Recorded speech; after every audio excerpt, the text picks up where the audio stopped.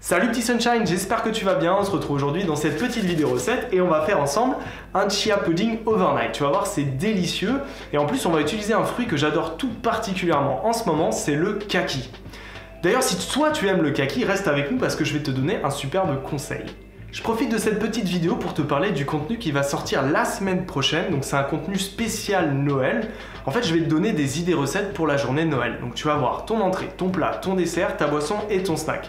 Tout ça dans la joie et la bonne humeur. Voilà. Bon, écoute, on retourne à cette petite vidéo. Tu vas voir, c'est délicieux. Pour réaliser cette recette, nous allons devoir préparer la veille le chia pudding. Les ingrédients que nous allons avoir besoin sont du lait végétal, des graines de chia et du sirop d'érable. Si vous n'avez jamais vu à quoi ressemble du chia, en fait c'est des petites graines noires qui gonflent vraiment beaucoup au contact de l'eau. Et donc on va utiliser ces propriétés pour réaliser le chia pudding. Dans un récipient, on va mettre 3 cuillères à soupe de chia et verser 20 centilitres de lait végétal. Si vous avez fait votre propre lait et que vous avez déjà ajouté des dattes, du sirop d'érable, enfin un petit peu de sucre quoi, vous n'êtes pas obligé d'en rajouter par la suite. Dans mon cas, le lait est un lait d'amande fait maison entièrement avec des amandes, donc je rajoute ici une cuillère à soupe de sirop d'érable. On va maintenant touiller pour bien mélanger la mixture. Ce que je fais moi avant de le mettre au frigo, c'est que j'attends 5 petites minutes, je le retouille et ensuite frigo.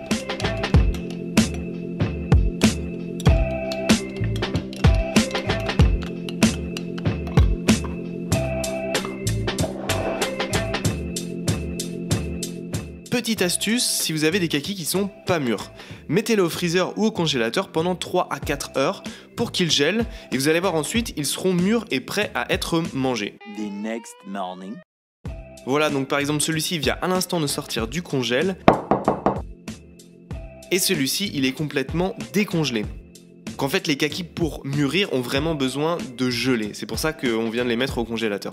On passe les kakis maintenant au mixeur pour obtenir une mixture bien homogène.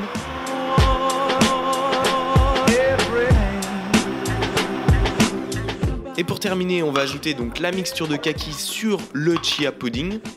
Il me restait des grenades au frigo, donc je tapisse un petit peu de grenades sur les kakis.